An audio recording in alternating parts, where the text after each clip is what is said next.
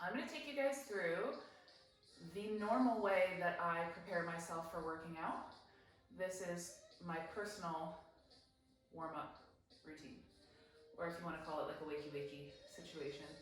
I should be doing this every morning because of my scoliosis and because where my body tends to get tight on a regular basis, just to prepare myself for my workout, to make sure everything is firing properly and that my alignment has been reset. So join along, and this could be something that you could use. I will post quite a few different warm-up routines and give you the emphasis on what we were paying attention to based on injuries you may have, or like me, tightness and certain things that you feel when you wake up in the morning. So I have a foam roller. I have this lovely cervical neck stretcher that I use. I tend to use this more at night, but since I'm here, and I have a yoga strap. You don't necessarily need any of these things, but I highly recommend them. So the first thing that I normally do is a child's pose.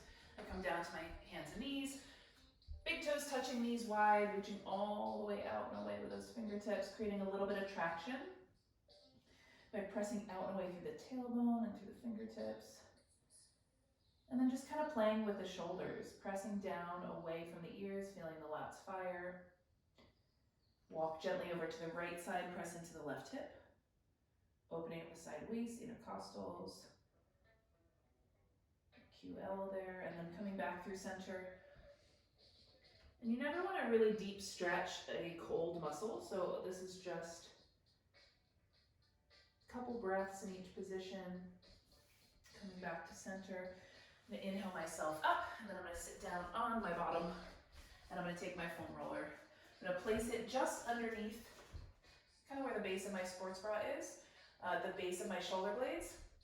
Hips stay on the floor, and I'm just placing my hands behind my head, letting my elbows kind of open to the sides of the room.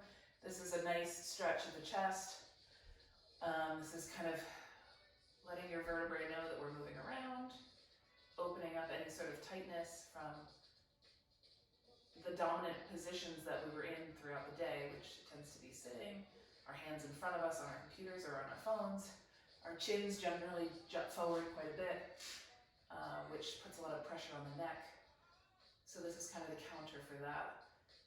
My shirt is stuck, but you would lift your hips from here, gently, just rocking yourself, your booty towards your heels and back, supporting your head. You get those little cracks and pops, just moving everything around. And then again, if just staying here feels nice, which it does, it will feel more intense at first, but then the body will kind of relax into it. From there, still supporting my head, I bring myself up. I'm going to do my quads. This is kind of a shorter foam roller. There are longer ones, but this was my travel one for many years. I'm going to slide back on my mat. I'm going to start with the foam roller closer to my knees. Okay, I'm going to bend my legs 90 degrees. I'm going to walk myself up towards the hips and then pull myself towards the knees. So I don't really feel this too intensely. So I tend to drop my legs to one side and then to up the other. This tends to be a bit more intense when you're doing one leg at a time, and we will do that. Okay, so let's go right into that. Now that you know the motion, I think there's a motion joke in there. You're going to place your left knee up to the side, and the foam roller is still in that same position on the quad. I'm supporting myself with my elbow, I'm rolling towards my knee, and then again towards the hip. Your foot will fall naturally, either turned in or turned out. So maybe play with that a little bit. Alternating. Breathing, of course. I have very tight quads. And then from there, I'll go into the IT band on that side. So I'm going to turn myself, same thing, supporting with that elbow. Top foot is in that same position, but the bottom of the foot is on the floor. You're rolling just above the knee to the hip. And if you find, I have a really awesome lump right there, I tend to stay on that spot and kind of give it a little wiggle. The deeper you can breathe, the more the muscle will open up. So the longer you hold it, the muscle will release. But again, this is kind of just an active warm-up. So moving everything around, and then I'm gonna go ahead and switch sides.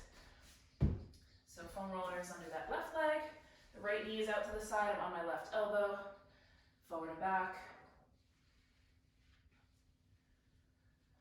And again, if you have a longer foam roller and this is way too intense, just stay with both legs on.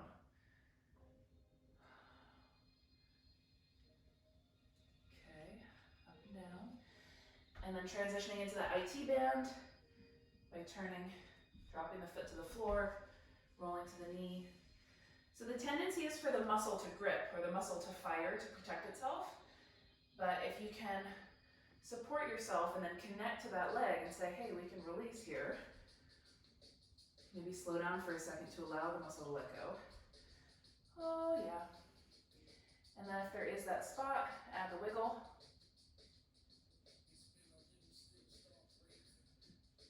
And again, I'll do a longer video on just foam rolling.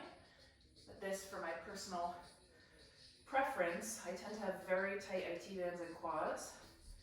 And if I just beat the hell out of them in all of my workouts and not open them up, what does that do? Leads to injury, right? Pulls on your knees, pulls on your hips. So the next one I'm going to do is just a gentle twist. I'm going to have my, what is that? I'm going to have my strap handy. So I'm going to hug my knees into my chest, give myself a little, that was a good pop. Feet on the floor, arms out to the sides, little windshield wiper side to side.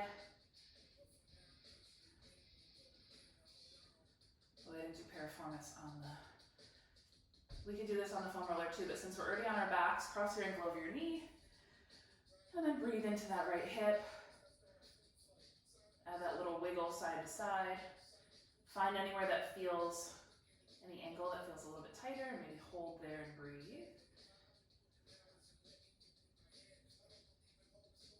You want to hold it long enough to allow the muscle to release. But again, this is a warm-up, switching sides.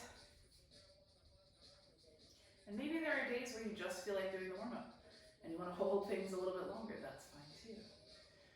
The reason that I want to post these videos is to teach you guys or lead you to the stretches, to the movements, and then you decide what feels best. Not only to offer you workouts and things to kind of strengthen and tone your body, but the recovery is a huge aspect of it, and corrective is a huge aspect of it, because not everybody's body is built exactly the same. So these apps and these gigantic group classes are training everybody the same, right? So it's up to you to take the time to learn about your body to make sure that you're not getting injured, to do stuff on your own. So from here, I'm going to take my strap, I'm going to hook my right foot. There is a little metal clip on there, so make sure that doesn't knock your teeth out. Okay, I'm just going to flex my foot. I'm going to press down through the back of my left leg. And this is a little bit more of my corrective work, but why not warm up this way? So a downward dog that I usually teach in my group classes as a warm-up is that same thing. It's working out the line of the back of the leg, the hamstring, the calf. I have very tight calves. So from here, I'm going to open my leg out to the side, with a little assistance. My elbow is supporting me on the floor, but if you hold this here long enough and you breathe, your foot should make its way down to the floor. Should. Anatomically, your body should let you do this. But years and years of not stretching will keep you very far from the ground. So have patience and just work with your breath.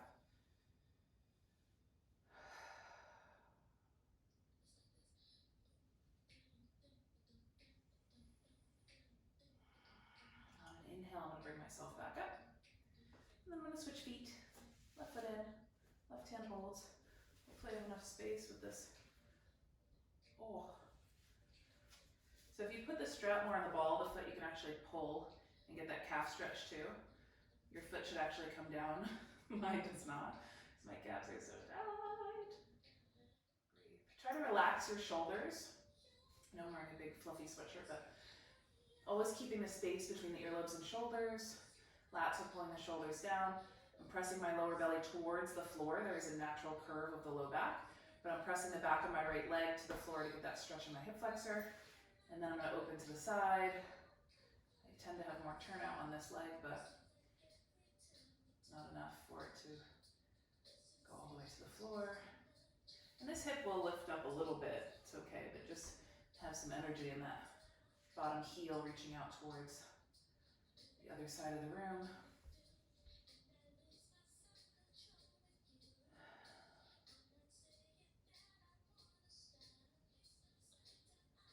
And then on an inhale, I'm coming back to center. I'm gonna release my foot, I'm gonna go into a happy baby just to even out my hips. Grab the outer edges of the feet, reach long through the tailbone, really press down. The knees are coming in towards the armpits.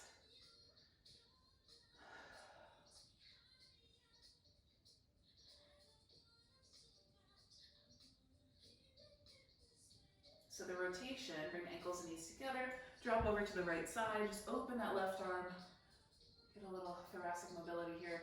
The top knee is, the tendency is for that to pull back. You can do that to get a little more stretch in the chest. And then on the next one, try to keep the knee pressing forward. You'll see how far I am from the floor. There's a lot of reasons for this, but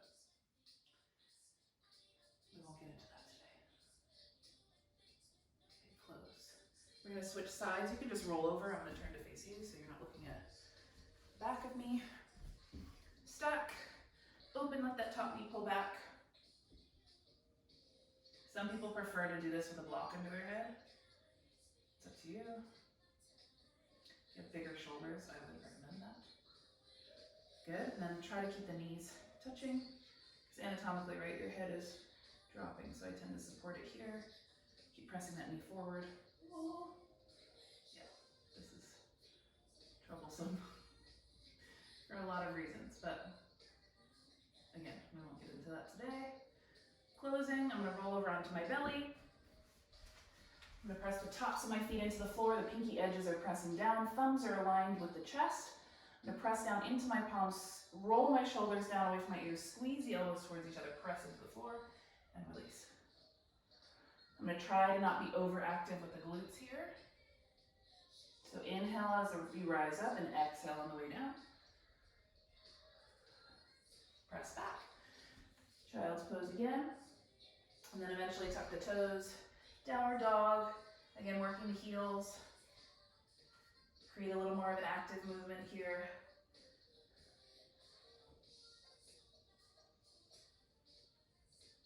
Walk your hands into your toes. Turn the toes out, drop the hips down, whether the hips are below the knees or not.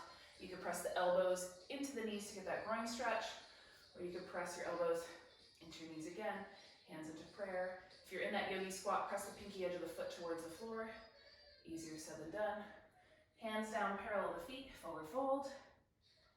Clasped opposite arms, maybe rocking side to side. Releasing the arms, neutral. And then as you take your inhales, really breathe into the backs of the ribs. Send some oxygen into the back of the rib cage, the back of the lungs. Feel all the sticky parts there that need to be opened up.